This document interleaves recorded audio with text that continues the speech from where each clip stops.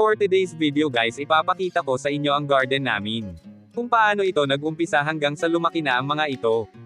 Bago ang lahat, kung hindi ka pa naka-follow sa aking Facebook page, YouTube at TikTok, ano pa ang hinihintay mo? Zyron Official. At dito ay inuumpisahan na nga namin ang paglilinis kasama si Makoy. Hindi namin alintana ang init ng araw, gusto lang namin na matapos ito agad at makapag-umpisa. You wanna know what's beginning of love? You look so hard, but you can't see enough. Just find it and take it, don't let regret it. Make me your only one.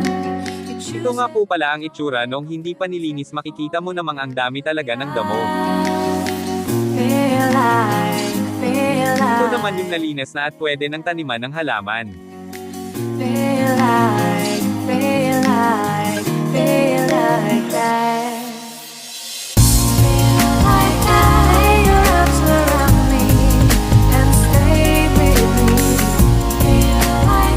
Pag nabuhay na ang tanim dito ay pwede na kami mag-asawa ni Makoy.